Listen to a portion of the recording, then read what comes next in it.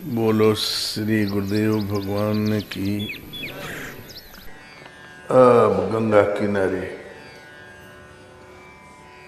एक उपवास, दो उपवास, तीन उपवास आए दिन की घटना थी। एकदम दिगंबर महाराज के हमने वस्त्र फेंका नहीं, हम दिगंबर हुए नहीं, भगवान ने कपड़ा छुड़ा दिया।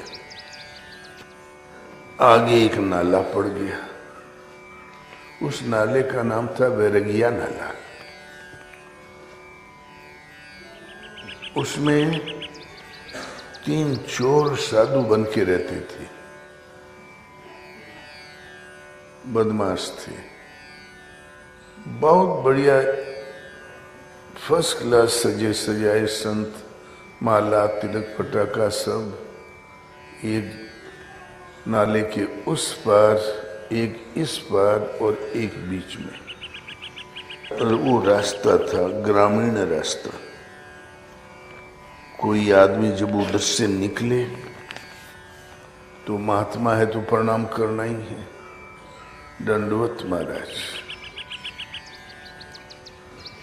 जहां प्रणाम करें तो बोले पैसा हो उसके पास, माल पानी, तो बोले दामोदर, न हो तो नारायण, बच्चा नारायण। और वो समझ जाए इस सारे को, कहता ना रहने दो, इनके पास कुछ नहीं। दामोदर का वो समझ जाए आगे वाले दोनों साथी कि दाम है इनके पास। जब वो यात्री बीच में आ जाए तो तीसरे वाला वहीं से बोले वासुदेव मार बांस। थोड़ा आगे बढ़े तो वो बीच वाला बांस मारे, तीनों मिल जाए मार मूर के और बालू में कहीं गाड़ दे और माल पानी अपना सप्लाई कर दे। तो एक बार ये घटना घट जाए और मुलजिम पकड़ में कभी नहीं आवे। एक बार नौकत्थक आ गए उधर से, तो गठड़ी मोटड़ी माल देखा तो चोरों को बहम हुआ कि इनके पास माल खूब है। तो पहली वाला बोला दामोदर,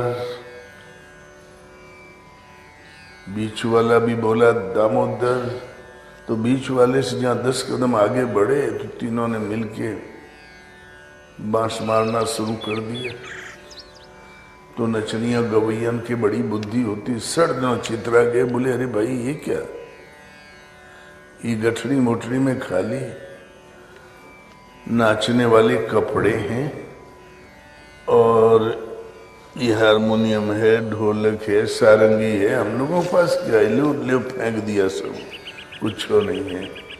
आज कहीं नाचे गाएंगे, वहां मिलेगा तो भोजन करेंगे, नहीं तो हम लोग के भोजन के लाले पड़े, हम लोगों के पास क्या है। वो समझ गए कि बदमाश से।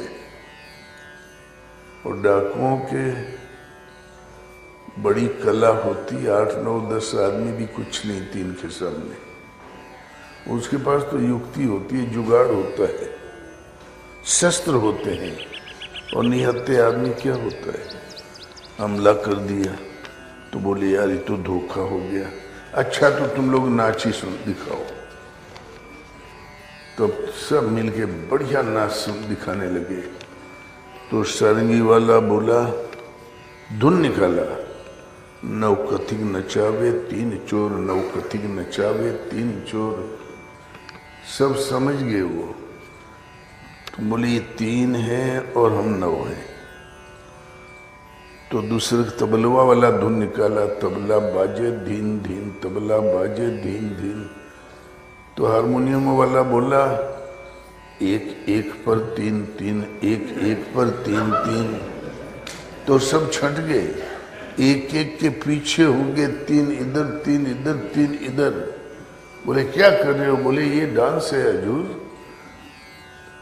और 3 3 धिन करके पटक दिया, हारमोनियम ढोलक को चढ़ बैठे, तीनों को मुरेड़ के गाड़ दिया बालू में। पुलिस आ गई, चोर पकड़ गए। वो कई साल के मुलजिम जो पुलिस नहीं पकड़ पाई, राजा नहीं पकड़ पाए, वो नचनिया गवैयों ने पकड़ लिया। तो महाराज के हो उसी जगह हम पहुंच गए और वो उसमें पकड़े जा चुके थे, तब हम पहुंचे। तो हमको कथानक बहुत अच्छा लगा। ये वैराग्य का पथ बड़ा कठिन है। इस वैराग्य पथ में बहुत जुल्म है, जोरदार जुल्म है। नौ कथिक है, नौ इंद्रियां, नौ द्वारे पूरे देही, नौ दरवाजों वाला है पूरे एक शरीर, एक नगर है जिसमें नौ कथक, नौ दरवाजे इंद्रियों के हैं और नौ दरवाजों वाला एक नगर है। ये शरीर ही एक नगरी, ये नौ कथिक नचाते रहते हैं।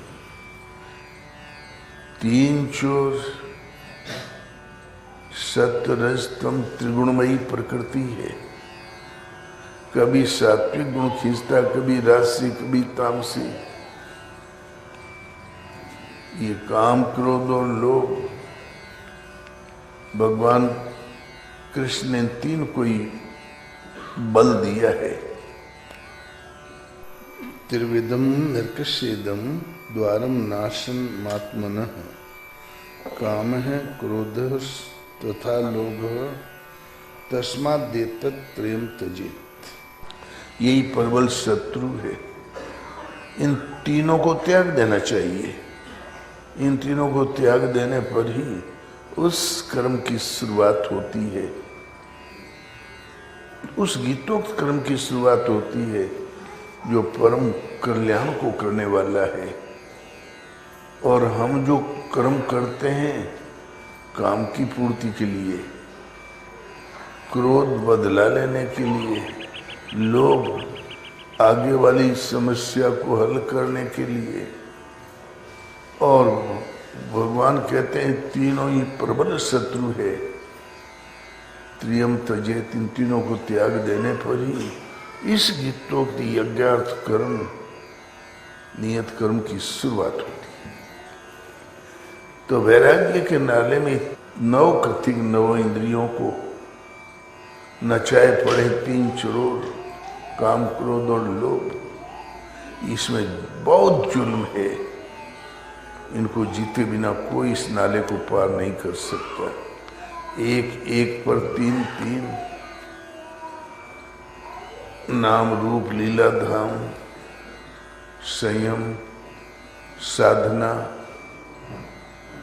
को विधिवत त्रिकाल संध्या में लग जाओ तो ये संयम सध जाएगा, वो जीत लेगा। नियम खंडित नहीं होगा तो अवश्य विजय प्राप्त कर लोगे। आगे गुरु महाराज बढ़े, इस नाले को पार करे, बहुत अच्छा लगा। वहां रहे भी कुछ दिन उस वैराग्य नाला में, और फिर आगे बढ़े गंगा किनारे किनारे, जहाँ रात्रि निवास, जहाँ बांस की कोठी दिखाई पड़े गांव के बाजू में। गांव में न जाए, मंदिर में भी न जाए, कोई कुटिया दिखाई पड़े कुटिया में भी न जाए। कुटिया के बाहर जो पेड़ लटके रहते हैं ना, बाहर जैसे पेड़ बाहर लटके, उन्हीं की छाया में बैठ जाए और रात भर भजन करें। सवेरे उठ के गंगा किनारे नित्य क्रियाओं से निवृत्त होके, हाथ मुंह धो के कुटिया में प्रवेश कर जाए। जो संत हो उनको प्रणाम करें। धूना हो तो विभूति लगा लें, धूने में प्रणाम कर लें। यदि वो संत कुछ भिक्षा स्वेच्छा से दे दें तो ले, ग्रहण कर लें, अन्यथा आगे बढ़ जाए। आस्ते आस्ते ठंडी के दिन आ गए। कुटिया के अंदर इसलिए न जाए, ये जो कुटिया है तो कोई न कोई होगा, चार बात पूछेगा तो हमारे भजन का समय नष्ट करेगा, इसलिए न जाए।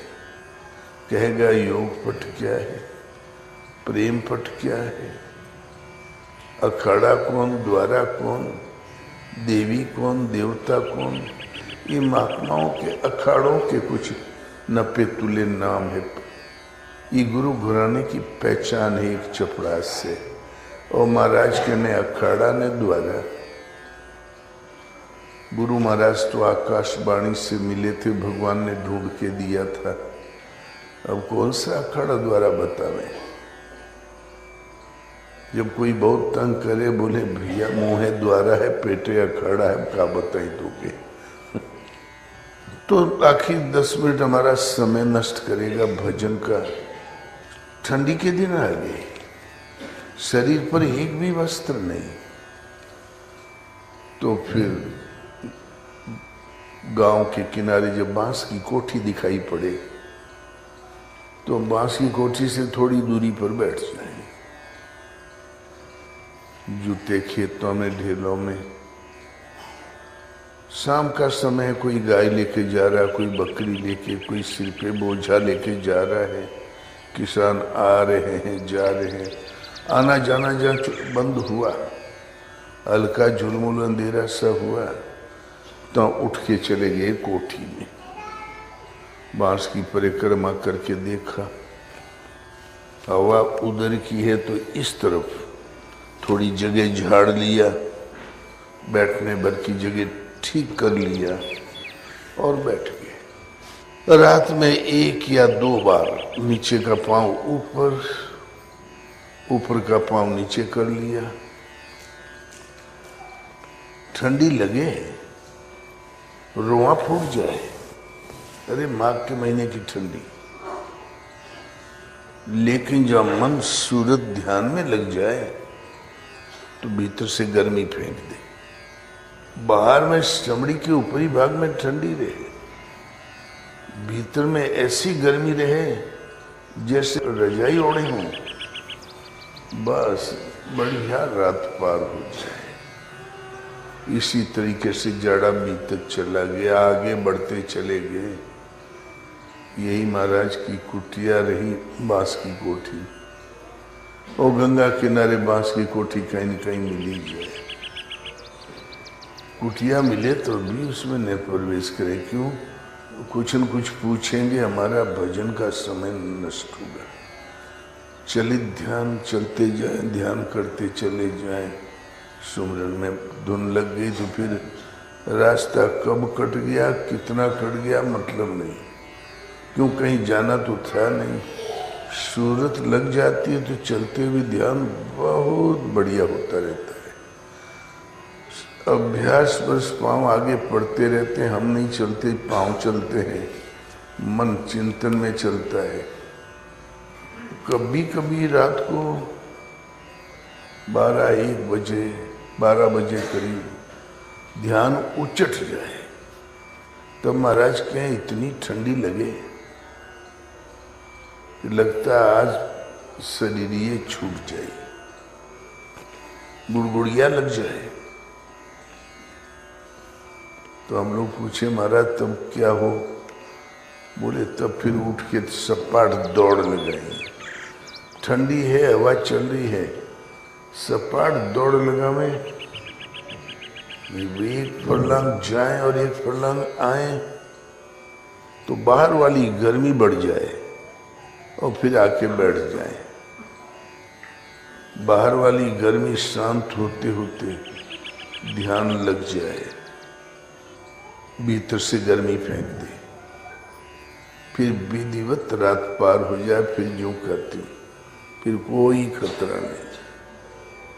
ध्यान वास्तव में लग जाता है तो ठंडी गर्मी का भान खत्म हो जाता है। शीतोष्ण सुख दुखेशु समय संग विवर जीते हैं। ये साधक लोग जो टाइम टेबल से भजन करते हैं, इसमें और योगियों के इस भजन में बहुत अंतर है। ये समय ही पूरा नहीं देते हैं, वो देना चाहिए, रात दिन देना चाहिए, तो अभ्यास के द्वारा ये अवस्था आ जाती है। और भजन भगवान कराते हैं। लंगोटी फेंकवा दिया, कमंडल पकड़ा दिया, कह दे निकल जाओ, तो भगवान ही तो करा रहे हैं, और कौन? भगवान ही तो चला रहे हैं। और कभी कभी ऐसी भी रात बीती, दौड़ भी लगाया, समस्त कोशिश करके थक गए, लेकिन ध्यानवान नहीं है लगा, सुरतिया नहीं है पकड़ा, स्वरूप श्वास को नहीं पकड़ा। तो हम लोग पूछे महाराज वो रात कैसे बीती, तो महाराज उदास हो जाए। हाँ, यूं समझो कि बीत गई, हमें जानी थे कैसे बीती। यूं समझो कि बीत गई। इन सब कठिनाइयों के बावजूद भी भगवान ने नहीं कहा कि कपड़ा पहन लो, भगवान ने ये नहीं किया कोई कुटिया बना के रह जाओ, यात्रा चलती रही। भ्रमण करते हुए इसी प्रकार पहुंच गए, जौनपुर के बीच से निकले, सुनसान सड़क, शाम के समय उतरे। उस समय शहर में आज की चहल पहल नहीं थी, बहुत पहले की बात है। तो वो जौनपुर शहर में निकले, तुरंत एक घर से कूद के सेठ आया, एक भगत आया। सेठ था क्या था, घर अच्छे थे। बोले महाराज भिक्षा पाले, बैठा के भोजन कराया। महाराज बोले अच्छा तो अब चलते हैं।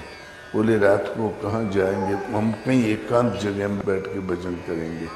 बोले बस ये कमरा, ये साइड एकांत, इसी में रहना बैठका है।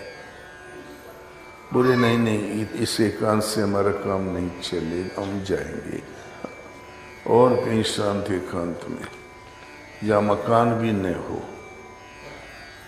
चल पड़े सुनसान सड़क पर।